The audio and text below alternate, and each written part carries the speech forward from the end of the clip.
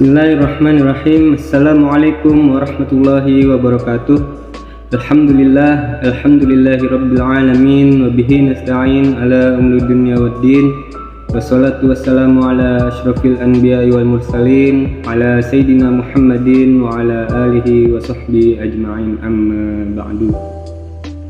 Pertama-tama marilah kita panjatkan puji syukur kita kehadirat Allah Subhanahu wa taala yang telah melimpahkan rahmat dan ridhonya kepada kita semua.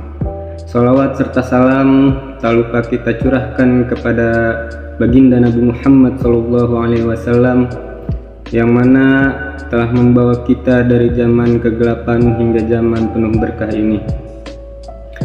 Kami dari kelompok 3 ingin mempresentasikan hasil diskusi kita terkait hakikat, struktur, dan fungsi dakwah sebagai sistem. Sebelum masuk ke pembahasan, izinkan saya untuk memperkenalkan kelompok kami. Yang pertama, saya sendiri, Amar Nabul Haki. Yang kedua ada saudara Farhat. Yang ketiga ada saudari Nanda Ponita Salsabila.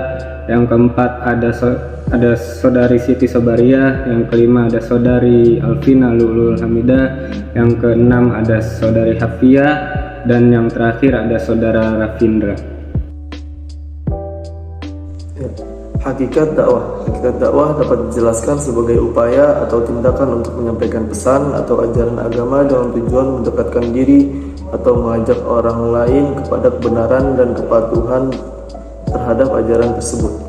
Dakwah dapat dilakukan melalui berbagai cara, seperti pengajaran, nasihat, atau contoh perilaku yang baik. Tujuannya yaitu untuk membawa perubahan positif dalam pemahaman dan perilaku individu atau masyarakat yang menerima dakwah tersebut.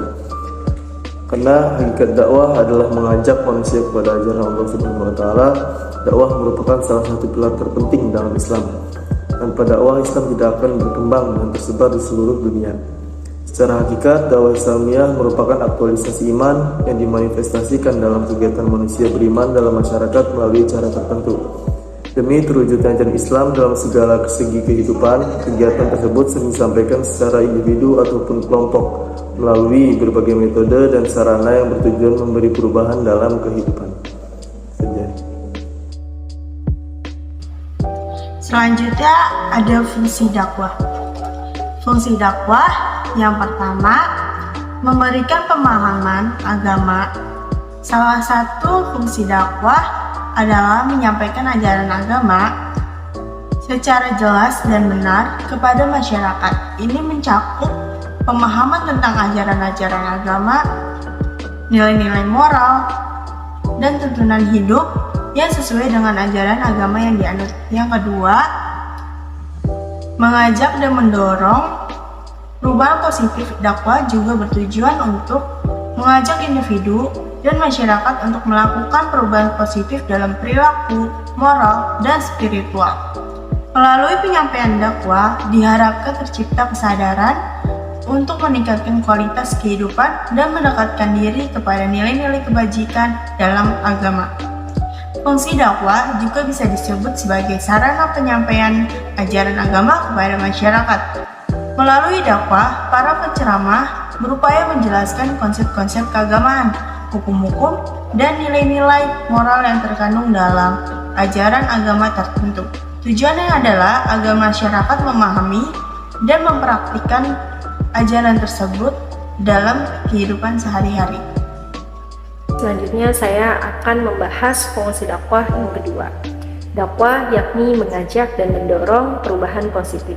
Dakwah juga bertujuan untuk mengajak individu dan masyarakat guna melakukan perubahan positif dalam perilaku, moral, dan spiritual.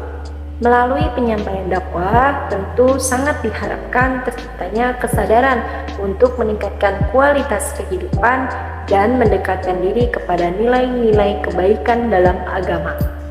Fungsi dakwah lainnya yakni mengajak serta membimbing individu untuk mendekatkan diri kepada Tuhan. Hal ini dilakukan dengan memberikan panduan dan nasihat agar individu dapat meningkatkan kualitas spiritualitasnya.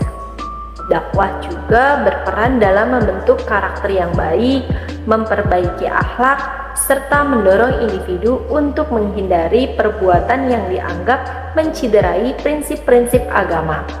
Dengan demikian, dakwah tidak hanya berfokus pada pemahaman teologis saja, tetapi juga pada implementasi nilai-nilai agama dalam kehidupan sehari-hari. Baik, selanjutnya ada materi sistem dakwah. Sistem dakwah adalah rangkaian metode atau strategi yang digunakan untuk menyebarkan ajaran agama atau nilai-nilai moral kepada masyarakat. Nah, ini melibatkan berbagai kegiatan seperti pengajaran, penyebaran literatur, ceramah, media sosial, dan interaksi langsung dengan tujuan memberikan pemahaman agama dan mengajak individu untuk mengadopsi nilai-nilai tersebut dalam kehidupan sehari-hari. Sistem dakwah mengacu pada struktur atau metode yang digunakan untuk menyampaikan ajaran agama dan nilai-nilai spiritual kepada masyarakat. Ini melibatkan berbagai elemen seperti organisasi, strategi komunikasi, program edukasi, dan kegiatan-kegiatan lainnya yang dirancang untuk mencapai tujuan dakwah. Sistem dakwah dapat berbeda-beda tergantung pada konteks agama dan tujuan spesifik yang ingin dicapai oleh para dai atau pemberi dakwah.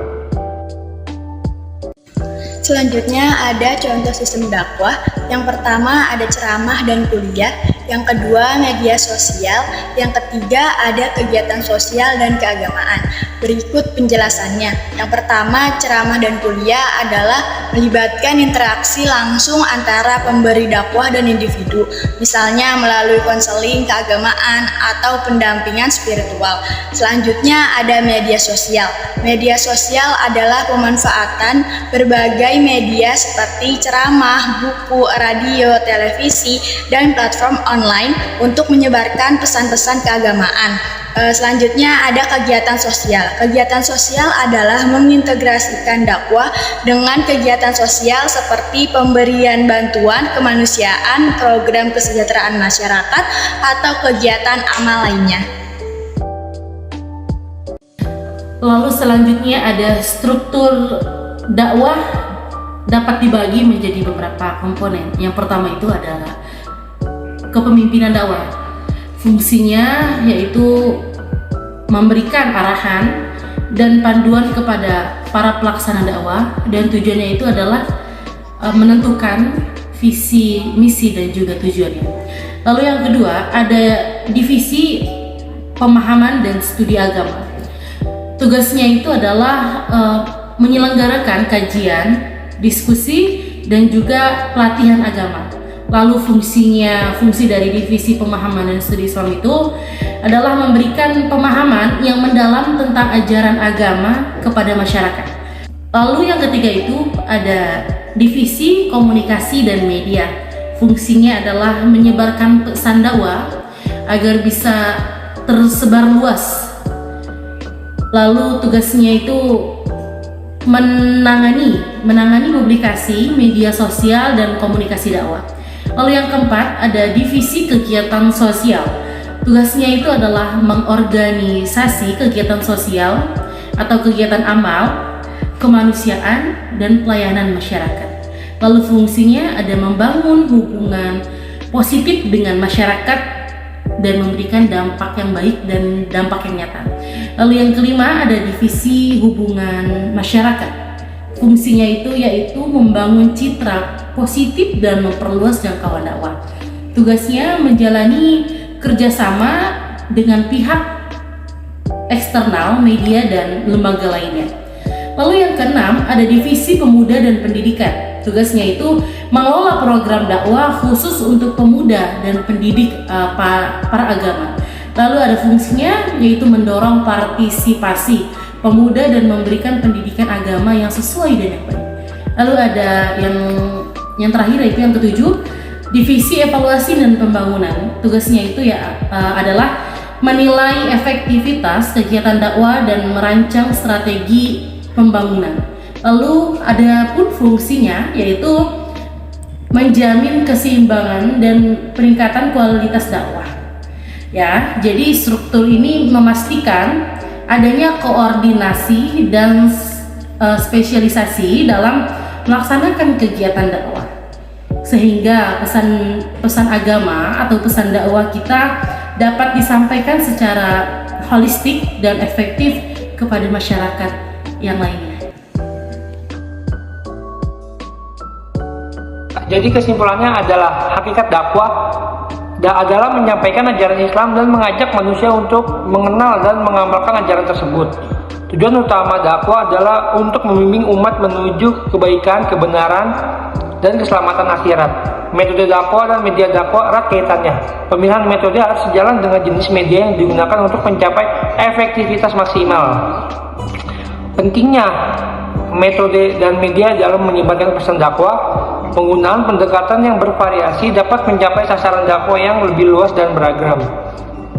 Struktur dakwah mencakup organisasi dan susunan yang dirancang untuk mendukung penyampaian ajaran agama dan pesan-pesan keagamaan kepada masyarakat. Struktur ini dapat terdiri dari berbagai tingkatan, mulai dari individu yang memberikan dakwah hingga organisasi besar yang mengelola kegiatan dakwah. Struktur tersebut memberikan kerangka kerja yang memudahkan perencanaan, pelaksanaan, dan evaluasi efektivitas dakwah. Kurang lebihnya mohon maaf. Wabillahi taufiq wal hidayah. Wassalamualaikum warahmatullahi wabarakatuh.